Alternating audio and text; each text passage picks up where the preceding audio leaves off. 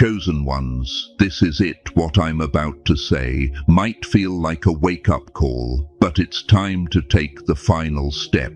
You've been led here for a reason, and it is time to step into the life you were created for. No more waiting, no more hesitation, no more telling yourself, someday. The day is here. The final step has arrived, and heaven itself is waiting for your response. You've been walking this journey not by chance, but by design.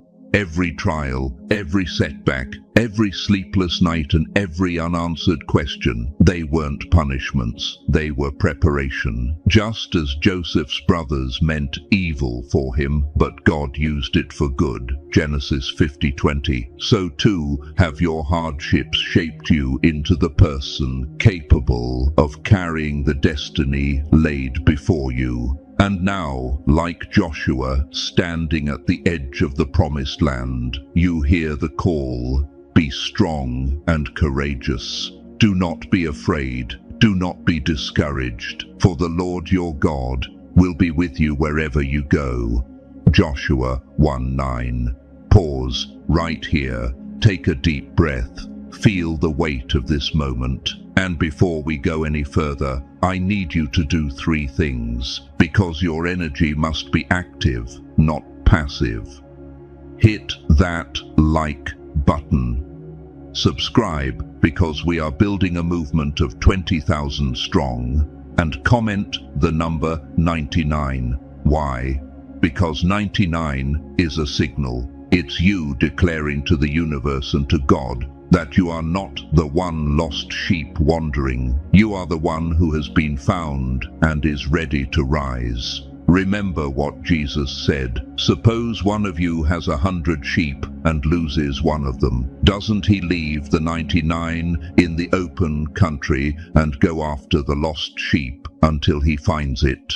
Luke 15:4. That number carries weight. It marks you as chosen. This is the step that separates dreaming from doing. The step that separates talking about change from living it.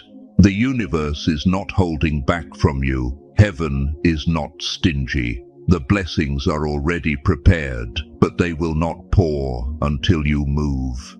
Faith by itself, if it is not accompanied by action, is dead. James 2:17. You've prayed, you've hoped. Now it's time to act.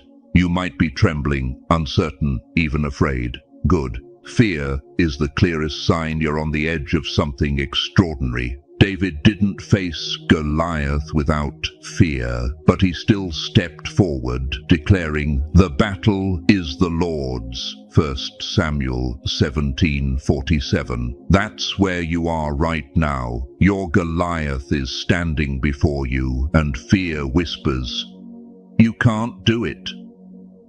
But faith shouts louder, "You were made for this." Every single obstacle you've faced has been molding you, training you, chiseling you into someone stronger. Just as gold is refined by fire, your struggles have purified your spirit.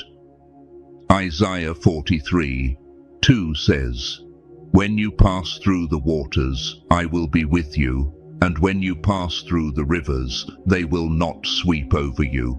When you walk through the fire, you will not be burned." You've been through fire, but you're still standing. And that means you're ready. No more waiting for the perfect moment. There is no perfect moment. Ecclesiastes 11:4 warns us, "Whoever watches the wind will not plant. Whoever looks at the clouds will not reap." If you keep waiting for conditions to be perfect, you will miss the harvest God already prepared for you. The moment to act is not tomorrow. The moment to act is now. Think of the people you admire: leaders, entrepreneurs, visionaries, artists, prophets, apostles. None of them waited until everything was lined up neatly. Abraham didn't wait until he knew exactly where he was going. God said, "Go from your country, your people, and your father's household to the land I will show you." Genesis 12:1. He went, and the rest is history. It's your turn to move without hesitation. Opportunities are fleeting. They do not wait for you. Jesus said in John 9:4, "As long as it is day, we must do the works of him who sent me. Night is coming when no one can work." The time is short. The window is open now. Act before it closes. I know what you're thinking. What if I fail? But hear this. The pain of regret is heavier than the sting of temporary failure. Peter failed when he stepped out of the boat and sank, but at least he had the faith to step onto the water. Matthew 14:29-30. The others stayed in the boat and never experienced what it felt like to walk on the sea. Which one are you going to be? Every dream, every vision God has placed in your heart is not there by accident. Delight yourself in the Lord, and he will give you the desires of your heart. Psalm 37:4. That desire you feel, the hunger, the ache, that is divine. It is heaven's seed planted in your spirit. But seeds don't grow unless planted in soil and watered with action. And yes, excuses will rise up. They always do. I'm not ready. It's not the right time. What if I'm not enough? But let me tell you the truth. The right time is always now. Moses thought he wasn't ready. He told God, "I am slow of speech and tongue." Exodus 4:10. But God replied, "Who gave human beings their mouths? Now go, I will help you speak and will teach you what to say." Exodus 4:11-12. You don't need perfection, you need obedience. Your abundance is not out there waiting for some future you. It's here, hovering, ready to be unlocked by your boldness. The thief comes only to steal and kill and destroy. I have come that they may have life and have it to the full. John 10:10. That fullness, that abundance, is your inheritance. But abundance is never delivered to the passive. It flows to the bold. Remember the woman with the issue of blood who pressed through the crowd to touch Jesus' cloak. Mark 5:27-29. She didn't sit back hoping for healing to find her. She reached, she acted, and her faith made her whole. That is the model. Doubt will tell you you're not capable. But doubt is just fear in disguise. And 2 Timothy 1:7 reminds us, "For God has not given us a spirit of fear, but of power and of love and of a sound mind." That spirit already lives in you. Chosen ones, manifestation is not wishful thinking. It is alignment. Your thoughts, your words, your energy, and your action lining up with heaven's plan. Jesus said in Matthew 21:22, "If you believe, you will receive whatever you ask for in prayer." Belief is the seed, action is the water, and God gives the growth. Your story is not defined by your past.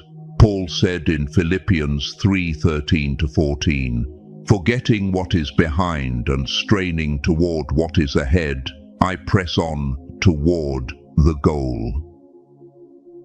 You are not bound to yesterday's failures. You are free to write a new chapter starting now. Your dreams are not too big. They are God-sized. Ephesians 3:20 declares that He is able to do immeasurably more than all we ask or imagine. If your dream doesn't scare you, it's probably too small. Dare to dream at heaven's scale and then dare to act. Timing is never wrong when it is God's timing. Habakkuk 2:3 says, For the revelation awaits an appointed time. It speaks of the end and will not prove false. Though it linger, wait for it. It will certainly come and will not delay. Trust the process. The delays were not denials. They were divine preparation. And yes, stepping into the unknown feels terrifying. But Hebrews 11:8 reminds us of Abraham. By faith, Abraham, when called to go, obeyed and went, even though he did not know where he was going. The unknown is not your enemy. It is the canvas where God paints miracles. Nothing is more powerful than a person who refuses to quit. Galatians 6:9 urges us, let us not become weary in doing good, for at the proper time we will reap a harvest if we do not give up. You've come too far to turn back now, so here is the call. Take the leap, step into the light, act boldly, refuse hesitation, silence the excuses. Trust that heaven and earth are aligning to meet you halfway. And remember, if God is for us, who can be